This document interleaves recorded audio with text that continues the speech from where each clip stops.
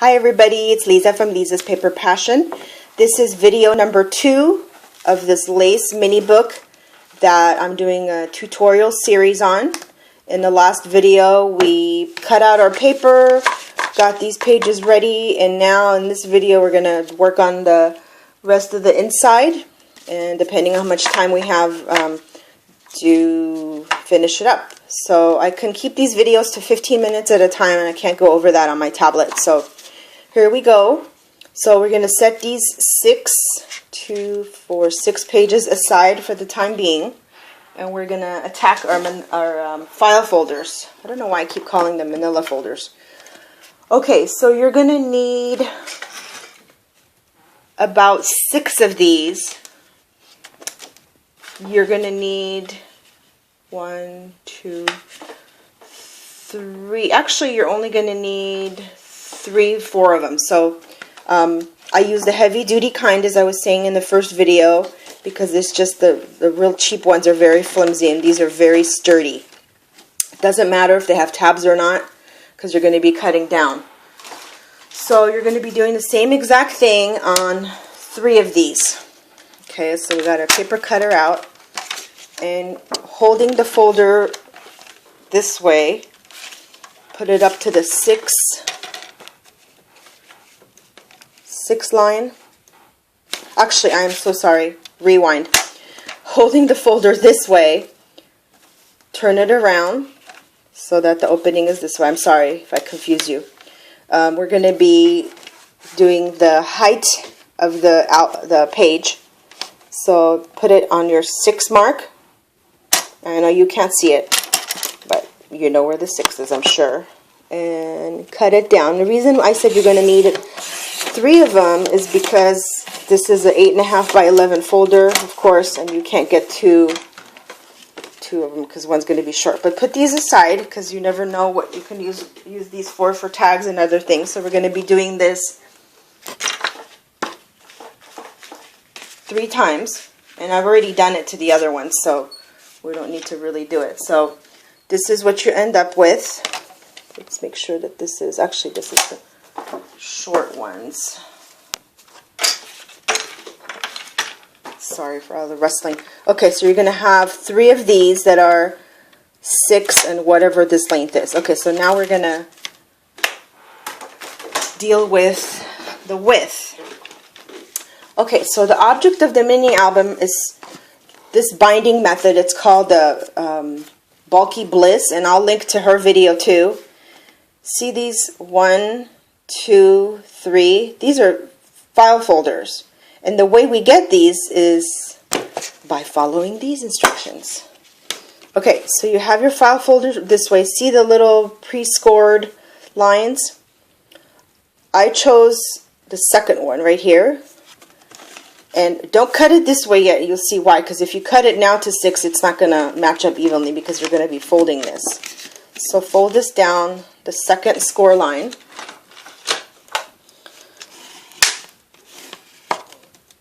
Not sure what that is. Okay, so you're going to end up like this, right? Opening this way. Okay, so now you want, at this point, you want 6 across here and 6 across there. Okay, and if you don't do fancy math calculations like I do, because this is probably like 1/2 inch on each side, but check this out. This is the way I do it, and it works for me. So you do it however works for you. So I take this line right here because I want 6 inches from this line and 6 inches from this line going this way. Okay, so I put this on a 6-inch mark and kind of line up to the grooves of the numbers here. Okay, then I want to cut off anything and access to that. Okay, and then I want to do the same, sorry, slow motion. Just take it and go upside down. Doesn't matter if you cut this way or this way. Really doesn't matter as long as this line right here is up to the 6. Because we're doing a 6 by 6, right? Right. I love when people do that. Okay, so didn't mean to move that, but maybe that's a better angle. So then you're going to be left with this. And you're going to have 3 of those. Okay? Now, the next thing we're going to do, this is what makes the thickness of these guys right here. Because if you just put the paper as it was right here, which is what she originally does on the video, and you know, she has her reasons for doing that, it's really flimsy. So I had used this method before on something as a different kind of hinge. And you can even put, I love this method because, I know I'm going off track, because you can even put an envelope on there. And because I'm curious, I'm going to show you what it looks like if you want to put an envelope on there. And this is kind of on the fly, so I'm looking for an envelope. Of course, I find the purple one, which is my favorite color. Joke. So you can even put an envelope on there. I know this envelope's really small, but see, if you cut it down shorter, you could put an envelope and it totally acts like a hinge. This method is just so cool. Because, I mean, don't get me wrong, I like the other methods out there, hidden hinge, fold, and backwards, and frontwards, and all those other methods out there. But sometimes I just, you know, I don't want to fold and all that. So, anyway, we'll leave that alone for now. So, what is this basically is going to do is hold up the, oh, you know, that makes me think of something else you're going to need. You're going to need a glue gun. Because if you use any other glue, making all that noise to plug my glue gun in. If you're gonna need if you use any other glue, I mean, it might hold up the hinges, but I think the glue gun works best. So, but that's for later on, so don't worry about that for now. Okay. So next thing we're gonna do is, and I kind of like to do this before I glue down each of these hinges to the book. So we're gonna be gluing each of these pages. Papers, where are you? There you are. Okay. So remember we did 6 of these and 3 of these. Well, each of these holds 2. So 2 times 3 is 6. So what our goal is at the end of this exercise is to glue down all of these. Okay, so I'm putting it on pause, go to work, glue these down and come back. That's what I'm planning to do. And as far as you're asking me, probably out loud or in quiet, what glue should I use, Lisa? Well, for this part, I really like to use a wet glue because it just holds it down better. But on some of them, I got lazy only because the wet glue is really messy. I did use double stick tape. And if you're planning to do that, put your double stick tape on the paper. Same goes with the wet glue. Don't put it here because you're going to be cutting part of this out. Okay, putting it on pause, be back with my glued pages. Okay, so I've covered almost all the pages, the manila folders I should say, and I wanted to do the last one with you guys. Now I did cheat a little bit for the sake of time, and I'm using my ATG, which I don't usually like to use for something like this. Like I said, I prefer the liquid glue. But just for the sake of time and drying and all that, I'm going to just go ahead and use this. And this sticks pretty well too, but again, it all comes down to preference. Something one person might like, another might hate. You see, my glue kind of got stuck there, but it really doesn't matter because no one's going to see that side.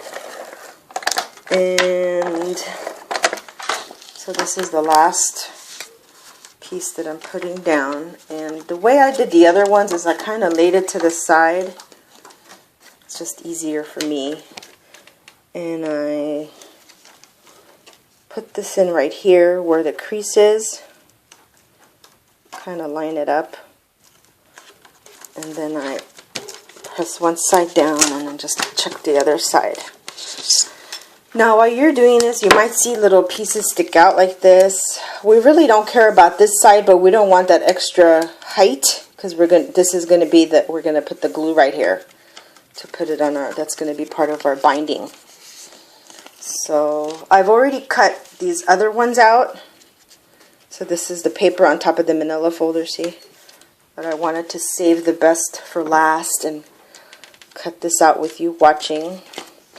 Now the other way you could also do this is, while I was doing this, I kind of said, hey, there's another way of doing this. You could also put the paper on top without cutting it, and then going in with your template and just two birds with one stone, cutting everything out, which actually might save time, and I should have done it that way, but practice makes perfect.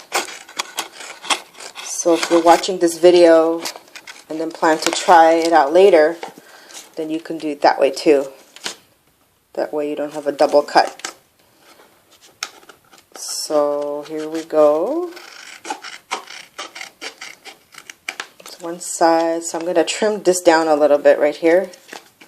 Just because, like I said, I don't want something sticking out and holding up the binding, because I want this flat across the back on the chipboard. Okay, so that side is pretty much done. And I see you might see sometimes the paper just comes out a little bigger, or you might cut the manila folder a little off. Hey, it's all a process. I'm not a perfect cutter. Okay, so that one's good.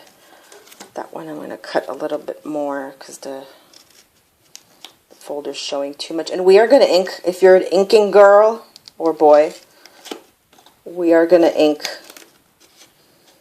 the edges. As you all know, I live very close to Prima, and I love Prima. And I really love their chalk.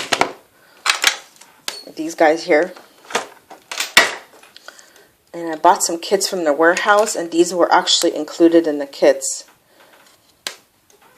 I haven't even opened this one because I have, this one's called Worn Jeans. This dry sand's really nice. The Rusty Bucket's really nice too, which is the one I'm going to be using on this. My other favorite one is Teal Damask. Sounds fancy. But I think they come in like 30 colors. But I love them because you'll see why in a few minutes. They're easy to hold. What was I doing? Oh, I was going to trim these edges. They're easy to hold. You don't have to pick up any extra things and dipping it in stuff, and unless you're making a custom color. It's just easy. And I like things that are easy to hold. I don't want to be holding a million things. Okay. This doesn't want to come off my scissors. These are supposed to be non-stick scissors. I do like them. I shouldn't say anything about them. For the longest time I was fighting getting one, and then I got one, and then I had to get another one because I ruined this one. I was trying to cut something really thick piece of metal. Okay, so here we go. Let's see, I'm at the 13-minute mark. We're going to do a record inking session. Okay, Rusty Bucket. Now here, speaking of the inside, it's, you know, it's an exposed manila folder, file folder.